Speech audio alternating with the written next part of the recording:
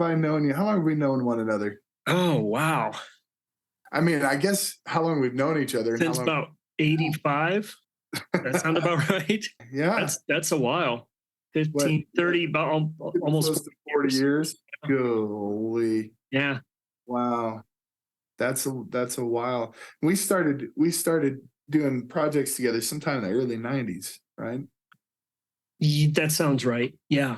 I don't even know how that came about actually, because we had hung around each other doing stuff for so long that I don't know when we actually started doing projects. Like said, hey, let's start doing projects together. Yeah, because we connected when I was in high school, obviously through Chuck Albers, Yeah. choir stuff and theater stuff.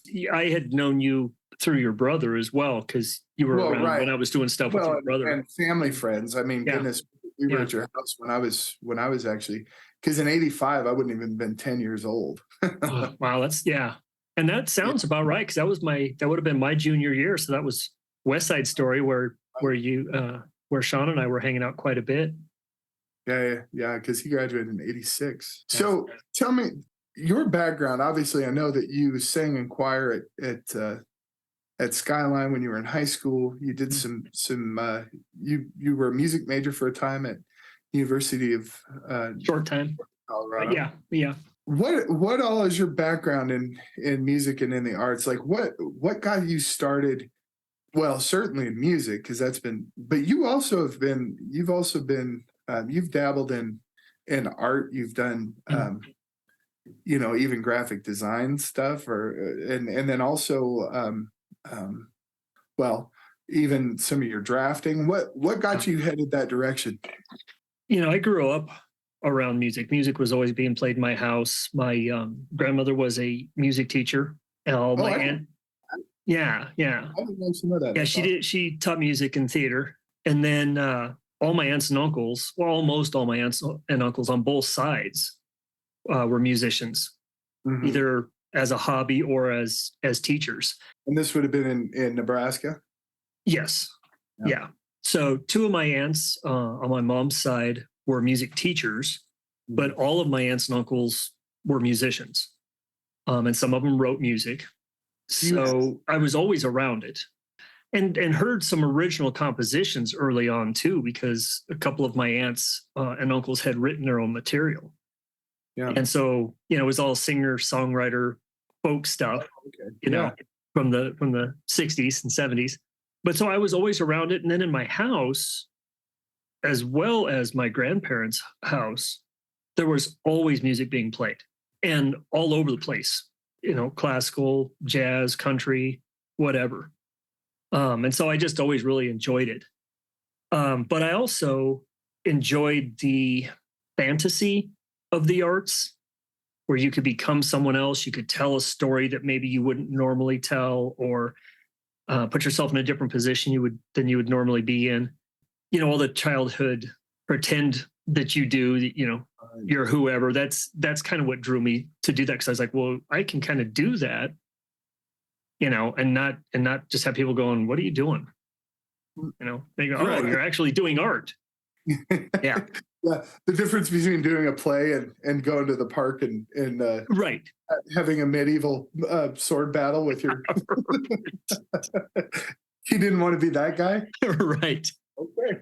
No, I'm not saying that I haven't been that guy sometimes, but I remember really distinctly the first musical I ever saw was Oliver, and I was in second grade, Mm-hmm. and just being blown away I was just drawn into it so much that when I left the play, it was hard for me to tell that I hadn't been in the story of the play. Yeah. Sometimes you walk out of the movie theater when you get done watching a movie and you're like, oh, reality. Right. That's how that play was. And so I've always been kind of drawn to that. But then, You think early on were you more drawn to theater? yeah, yeah. And I think ultimately what I wanted to do when I was really little was movies. Yeah. Because I looked up to James Arness and Michael Landon and Clark Gable and Yeah. John Wayne, and that's what I wanted to do. But then about the time I was in, well, when I was in third grade, I got my first record. Santa brought it, and it was Elvis's first golden records. Oh yeah. Great album. Yeah. And suddenly I wanted to be Elvis. So I did too when I was a kid. yeah, I just and I still am just blown away by him. But that first impact, I mean, I had heard him, Yeah. but that was the first record I owned, and I would just sit for hours, my ear on the speaker, listening to that album. So that's that kind of moved me in that direction. But and then of course, I did community theater and sang with the church for a while and that stuff as well. And then of course theater and choir in high school. Yeah. What got you into electronic music and dance music? That's something that was that is a passion for you. I really got into that for a while. I think there's something about the way that they make frequencies fluid in electronic music that's really interesting to me. And almost, a lot of people say, well, that electronic music doesn't really have any soul or emotion because it's electronic. And I wholeheartedly disagree with that. I think that if it's done correctly, it's got as much or more pull because of that fluidity and the way it's constantly changing. Yeah. I think the first thing I ever heard that drew me to that sound was Blondie's "Call Me." That and because I remember seeing part of a music video, and I don't think it was done this way. I need to look it up. I think it'd be interesting to find out. But in the video, that sound on film, the guy was playing his plug-in to his electric guitar, which was probably not how that sound was made. But I thought, well, that's like an interesting idea. And then, shortly after that, ABBA and some of the sounds that they were making. Yeah, because you've always liked things that were vocal heavy. Yes. You love the electronica that I listen to is also very much that way. Yeah. You even love Yes. And amazing vocals and obviously very complex. Do you tend toward the complex in music? That's a trick question because some stuff that I think is very complex, other people go, no, that's super easy. This is what it is. And you probably know from having worked with me on stuff that I don't always hear what's actually being done. I'm hearing other things in my head, and it just sometimes makes a bowl of spaghetti out of stuff. Makes it harder for me to follow. You don't have voices in your head. You've got ghost instruments going on. Right. Yeah. Yeah. I tend to like things that have a lot going on, although not always. Sometimes I like stuff that's really simple, but usually, Yeah, I guess that's what I mean by complex. Yeah. There's a lot of stuff happening. Yeah. And I like to hear things that work in unity with each other or in counter to each other. Right. And so, if I'm listening to stuff that's really complicated, that's vocal in, say, jazz, I like it to be really unified where I can see what the parts are doing with one another. But one of the things I love about electronica music is that while every part supports the other part, they're independent of doing something completely on their own from the rest of the pieces. And you can pull them out and they can stand on their own. If you took just the tenor line from Nightingale and Berkeley Square and muted all the other parts and played it, it would be really difficult to find out what the heck was going on with that song because it's all over the place. Yeah. But when it's put with the melody, suddenly it makes sense. Whereas with a lot of electronica, you can pull one instrument out and it's a melody on its own. Or a rhythmic pattern or. Right. Absolutely. Yeah. And sometimes both. So Well, you've had a number of projects. You started Future Artist Records. Mhm. Was this in the 90s or was this all the way back in the late 80s? Was it in the early 90s? The idea started in the late 80s, probably 88. At the time I was going to, well, this is actually going back a ways. So the idea of trying to create my own label, I guess, uh, probably goes back to my junior or senior year in high school. And Okay. part of it was I had an enormous blessing of being just surrounded by unbelievable talent. All of my classmates and friends were just brilliant musicians, all very different from one another, but all really, really good at what they did. Mhm. And so, really early on, I was trying to get people to put stuff together that I thought would show their talent. Whether with your brother with the rockabilly stuff, or with Apostle Jeff Campbell with his hip hop stuff, putting jazz quartets together, doo-wop trios together. Yeah. And so the idea started early on, but I think I was in college for architectural drafting. And there were times when I would doodle instead of doing my work in class. And I found that I was doodling studio names and band names. Right. And that's kind of where it started. And then when I started working with Jeff as a hip hop artist, helping him, and this is way, way back when, learning how to build drum beats and stuff like that, that's when it really started to formulate. But I didn't put it in place. I had a logo, that Future Artist logo, which a friend of yours actually did the final graphics for. Was that Matt? Yes. Oh. Yeah. And because I just I couldn't come up with a complete design myself. So I had the concept and I had a sketch. He had the software too. And he definitely had the software. So once I created that, I had been writing some stuff and I had a Christmas song. Yeah. And I had recorded it. And when I released it, I needed a name. And so I thought, well, I want to be an artist. I want to be, a star or whatever, but I'm not one yet. So future artist. Sometime in the future, I want to be, a recording artist. And so it became Future Artist Records. But the original logo wasn't that F. So if you look on my first Christmas release, it's something totally different. I'll have to find a copy of that sometime. But so that Future Artist Records logo, I don't really think kicked in until after 95.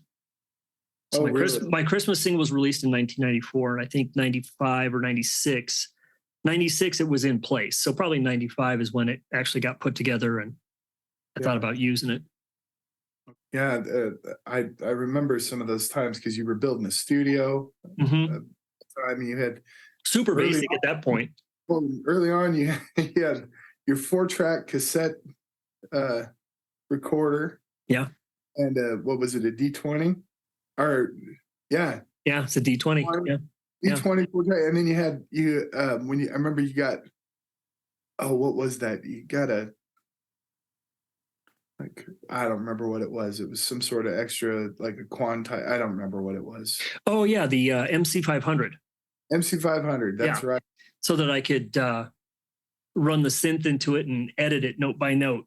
Yeah. Oh man, what a process. What a process. But what a cool piece of machinery. If anybody out there that sees this remembers those, it's cool technology. It was, but it's so funny how that's like a like a cave painting compared to where we are. And what's interesting is it gave you unbelievable control Yeah. but you had to dig for every piece of it, Right. you know. Yeah. So yeah, the technology's definitely, It's really come a long way. yeah, it really has. Yeah. So then But you know, eventually, before I had that 4-track, I had a studio that was just a boombox. And it was my recorder and my monitors. oh, very good. And so that was the first studio setup I had. And because I remember recording some stuff on that that later I re-recorded on the 4-track. Yeah, I remember just real quick. I remember one time my dad decided that we should have some recording equipment at home. So he went to he went to Radio Shack. Yep. So we had basically a cassette player, and Yeah. you could record one track. And Yep. then you could dub it to another. You could dub it and simultaneously record to another. And so it was just kind of laying stuff over top of each other. That's exactly what I did. Yeah. Yeah. And my dad, I think about the same time, did the very similar thing, because I think your dad was getting it for Sean so that he could start. No, he actually got that for me. That was. Oh, was it for you? Okay. Yeah. No, we had reel to reels when Sean was. Oh, okay. Okay. And that were left over from the '60s. Actually, my parents Oh, okay. used to send reel to reel tapes back and forth when my dad was stationed. Oh, yeah. Okay. So rather than writing letters to one another, they would just record on these reel to reel, these half tracks. Yeah. And then send them overseas, and then yeah, that's how they That's awesome. corresponded back in the '60s when Dad was over there. Yeah. So yeah, Sean had one of those, and those reel to reels were fun because you could record something, and then you could speed it up or slow it down. Yeah. And just Yeah. yeah, they were. But so I think about that same time, my dad bought it wasn't a recording setup, it was a performance setup, and it was a Radio Shack, and it was one 2-cone speaker with a 2-channel board and 2 Radio Shack microphones. Mm-hmm. Which you have to take out of the plastic. Yeah. I mean, they were like toys. Yeah. They were plastic. They were really, really tinny. But we used that. We used that for rehearsals, and eventually combined it with some cassette decks to record for a long time. And we weren't looking to release anything that way, but that's how we kept track of rehearsals if we were working on arrangements or whatever, because nobody that I hung out with could read music, so we just practiced it over and over and made some hieroglyphics and a recording so we could go back and listen to it. So now you've got quite a studio, though. You got quite the setup. You have 18 tracks. Is that what they are? No, I've got a 24, and I'm not going to try to get technical because I'm not good at it. But I actually have a 24-track Topaz Soundcraft board, and then I've got 2 programs. I'm just now, when I have time, dabbling with FL Studios, but I used Sony for years and years and years for my recording. And then, I've got some pretty cool outboard gear and probably 20 or 30 microphones. And it's a lot different than it was. A little different than the back in the days. Yeah, that's funny. Yeah. So you had a program called Futurartist Records Presents. Yeah. For a time. What year did you start that? When did that? We started in 2018. Okay, so that hasn't been that long ago. No, it hasn't been super long ago. Yeah. And 2020 with the joy of COVID kind of killed. Yeah, pretty much. But how did that start? How did Futurartist Records and what was it about? Well, the way it actually got started was I was actually going to see Melissa Swift Sawyer in Always Patsy Cline. It was coming to Longmont. I had seen her do that show before. Down at the Denver Performing Arts Center? Yeah. Yeah. and she was doing a revamped version of it. And so I went down with my sister to see that show. And when I walked into the theater, I noticed that they had some cameras set up. And I thought, well, that's kind of cool. They're recording this. That'll be fun. And then I recognized the cameraman, but he had his back to me. So I went up and knowing how touchy he was about his equipment, so, oh, this is cool gear. What do these buttons on this particular machine do? And he turned around and then realized it was me. But he and I had done community theater together 20 years prior to that, and hadn't really seen each other for that long. Yeah, so we just started talking, and this was not quite a year after I released Eclectic, so 2017, because I released that in 2016.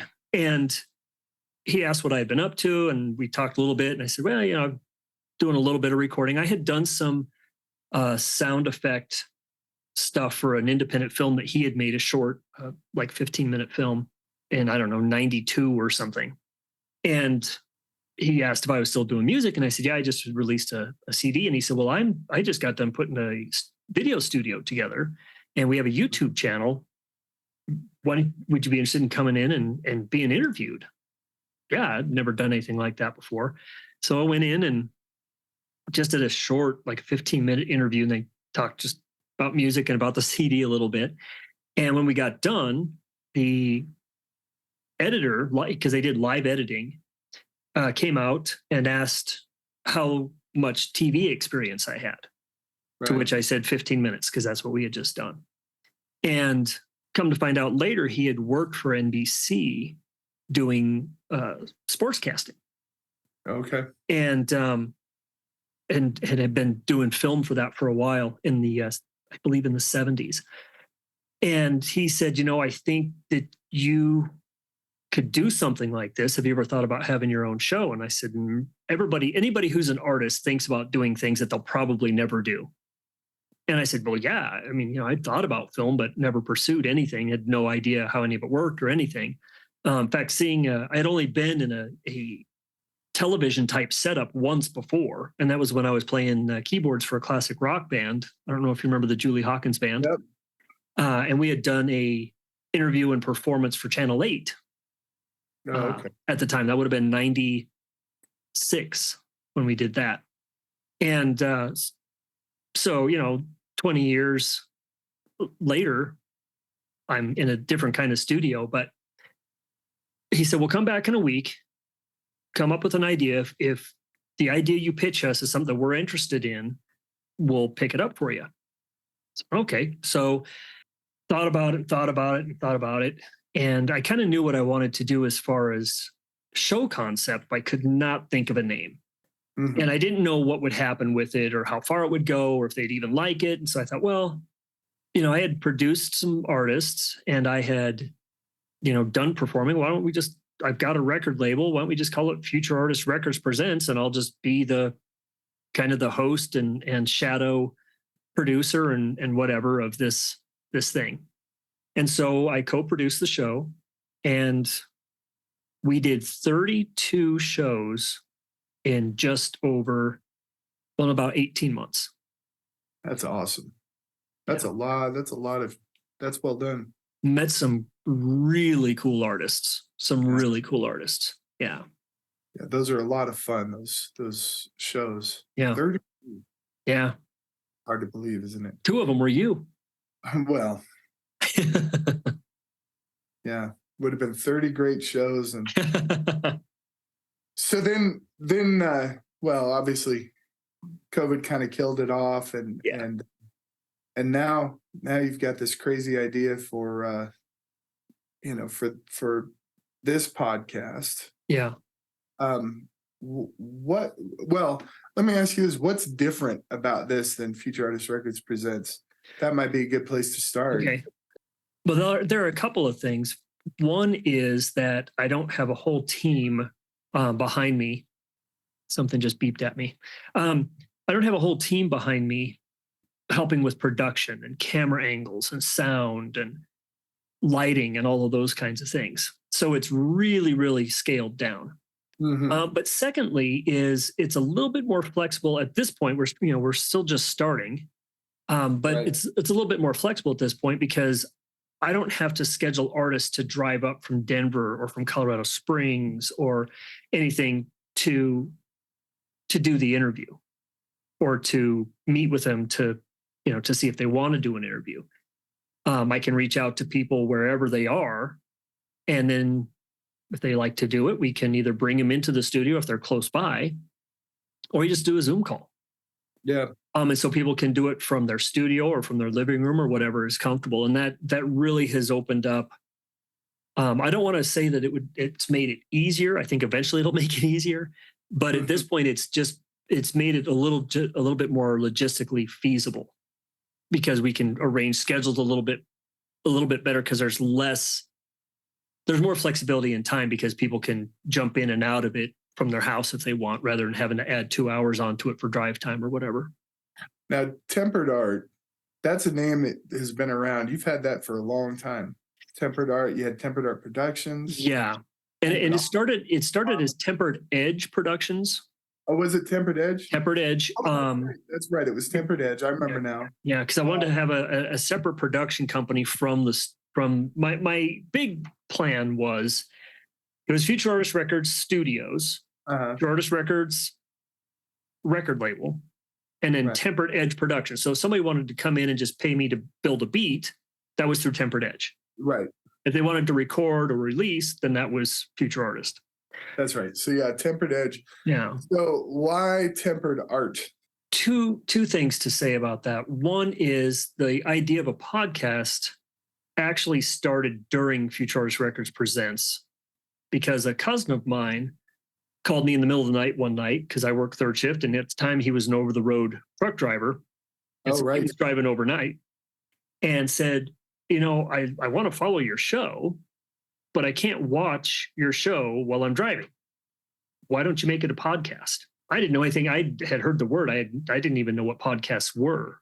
In fact, I'm still learning about what they are. But I thought, well, I had never thought about that. Somebody who wants to just listen to the show. So then when COVID hit, and I had played around with that for a while and thought about converting the shows and, doing multiple recordings and stuff. But then when COVID happened and the lockdown shut everybody down, I thought, well, I can do this even if everybody's locked down.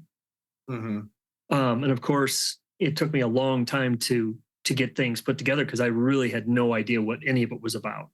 But I thought, well, I've got Tempered Edge, and the whole idea of Tempered Edge was that we were always trying to learn something new, do something different, but that we wanted to have a standard and a foundation that we followed.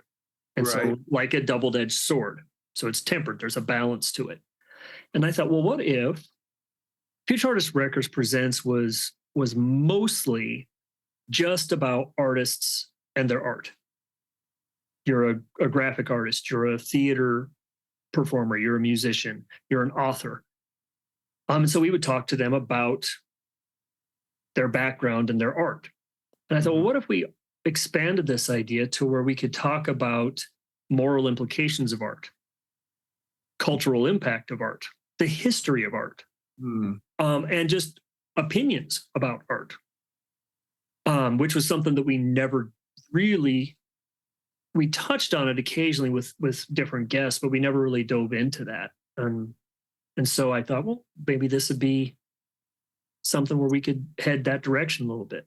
Well, it seems to me, just based on things you've said, that you have a pretty strong interest in kind of the human element when it comes to art. Yes. You've got a fascination with process of process in general, but process of discovery, process of production, but just people's the way people think about their art, and so yeah. Anyway, I guess that's a statement, not a question about that. But well, I can absorb it as a question. Yeah, that was one of the things that moved me to create the Future Artist Records Presents was I thought, Right. there were a couple of things, but one of them was I always enjoyed hearing the backstory about Right. artists. And I started to realize there are a ton of local artists. Some of them I knew, most of them I didn't. And I thought, well, these guys have backstories just like anybody else. And they would probably like a chance and a platform to be able to talk about their story and to talk about their music. I thought, I'm a really, really tiny fish, but if there are other tiny fish that have never had an experience like this, maybe they'd be interested in doing something like this. And almost without exception, every artist of any kind that I talked to loved the idea of having a platform that they could share that wasn't influenced by big money or a label or a big business, where they could just talk about what they wanted to talk about with somebody else that was, I don't want to say at their level, but in their world. And with that, something else that I designed into it was something I call the pre-interview process. It's not fancy terminology, but that's what I call it. Where once I talk to the artist and they decide they want to do it, that's the first meeting. Then we set up a second meeting. Sometimes they happen at the same time, where I let them help design the interview. Right. Because something that even when I was really young, even seeing Ed Sullivan stuff with Elvis or Frank Sinatra, I noticed that there was all this buildup because you were going to see this amazing artist and you were going to hear him talk and you were going to hear questions being asked. And they were always the same. They were always very generic. And I never really learned anything new about the artist that I wanted to learn about. Right. So I thought, well, why is that? And then I started discovering, without naming any names of some of the hosts in the 80s, that sometimes these hosts didn't even know who the band was until they were coming on stage for the interview. Right. And I thought, well, how is that representation for the band? Right. It's not. It's a plug saying, they can announce when their album's being released, but what are they connecting with their audience? Not really. The people who are tuning in already knew they were going to be on the show. I thought, well, let's create something where they get to talk about what they want to talk about. I'll just kind of be the navigator. I'll just kind of guide them through that process of telling the story that they want to tell. And so I had some bands on that talked about just where they came from and what they were about. I had some of them talk about recordings that they were getting ready to release. Sometimes I just had them tell stories. They were just telling stories about what they had done. It really allowed for different story types to come out too, instead of just saying, hey, who are you, who are your members, when's your next album coming out, how many tour dates do you have, which is what I ended up seeing on a lot of other interviews. Seems like tempered art has a potential to be more provocative in a sense. I hope so, and hopefully that beep didn't mute out what you said. I said provocative. Yeah, I hope so. I want the audience to feel like they're involved. Yeah. Even if they're not giving input into it, I want them to feel like they're being invited to be part of it. Because when I saw press releases with Elvis or the Beatles or Johnny Cash, those gave me more information than the interviews on the talk shows. And I felt like they were more real. And I felt like I was part of it. Like I was discovering this stuff with the people who were asking the questions. Yeah. I didn't feel like it was scripted. It did a couple things to me. And this is what I'm hoping will come of this, is that it's entertaining, it's informative, and it makes you want to ask more questions. Right. It makes you want to learn more. So that's kind of what I'm hoping.